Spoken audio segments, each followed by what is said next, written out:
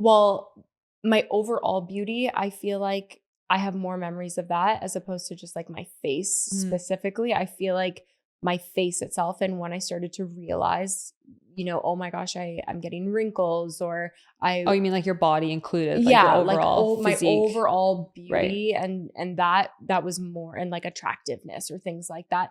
That was more, I feel, of a relevance in my life at a young age. But in terms of like just the face itself and wanting to make modifications and use new products to try and improve it in some way, really didn't become apparent to me until I was older, like 26, 25, 26. Really? Yeah. I mean, we always Wow. not always, but we worked in makeup for so long. So of course I analyzed my face, but I think I saw it from such an objective standpoint, as opposed to like, oh, I need to improve my face. Because I did makeup, I felt like I could be creative with my face when I did makeup. But it wasn't until I was like 25, 26, and I started to see wrinkles that weren't going away. And actually, I had one friend who I love her dearly, very blunt, very honest, basically came to me and was like, you need to start getting Botox. And I was like, oh, do I? I've never really paid attention to it. Remember when we were like 21, 22, going to like women's houses and teaching them about natural makeup, and we would like, I think your mom was a part of one of these parties, because this was like one that stood out to me at my mom's house, and we like made them close their eyes and do like a 10-minute visualization about like picturing the parts of their body that they loved, because we were like, let's change this industry and like let's work with youth and young girls. And I mean, when we're 21, like you're older to them, but when you're working with women who are older than you, in their 50s, they're not going to really listen to you. And we're like, you don't need Botox to feel beautiful. And they're like, shut the fuck up. You're like, you're 21 years old. I'm not listening to you. You don't have a line. And we're like, on your we face. will never do that. It's just so funny. Turns out we did. Yeah.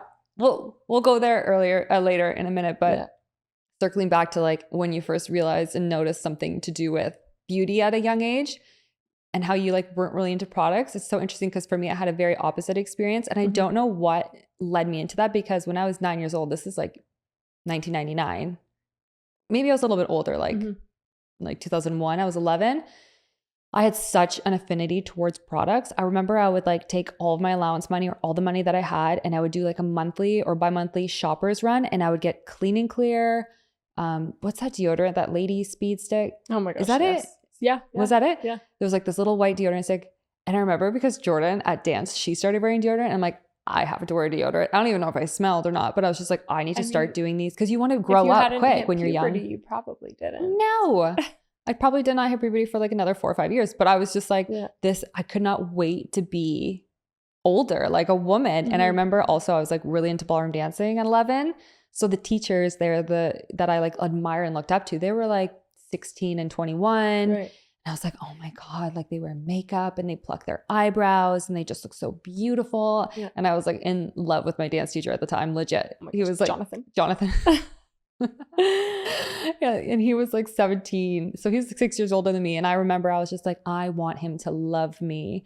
So naturally, I was just like, I want to look like these older women. So I would go home. I remember one time I plucked my eyebrows so much. So they went to like a third of the size. Yeah. And also just, we got out of the 90s at that point. But I was just like, this will make him love me. And that's when I think for me, it was like a turning point when I really realized I held value in the way that I looked. Not that I got the response that I was wanting, like he would whisk me off and say, I want to marry you at 9 years old, right? Yeah. But actually, now that I'm thinking about it, going back even younger, because I always had like body hair, leg hair was always so prominent. I even have memories as young as like 5 and 6, because I remember grade 1, like my pants at school were too short. So even when we were sitting in like circle reading time, the kids would look at it and I'd try to pull them down or pull my socks up. And so self-conscious at such a young age. So self-conscious. And we also had a babysitter. His name was Robbie. Sam and I loved him. And I vividly remember would like grab my leg and pull my leg hair and like laugh. And it was traumatizing because I was like, oh my God, so embarrassed. Don't love me. Yeah. Like these are vivid memories that are so ingrained as a young girl, being like, okay, body hair is not okay. Right. And then I used to bleach my body hair for like when the boys would come around, like the neighbors, they'd come every summer and I'd be like, oh, the guys are coming. I got to hide my leg hair. So I'm going to bleach it or use Nair or whatever. Yeah. And I'm like, think about these chemical levels I'm using at 9 years old, 10, 11, 12, 13, 14, 15, 16. Wild.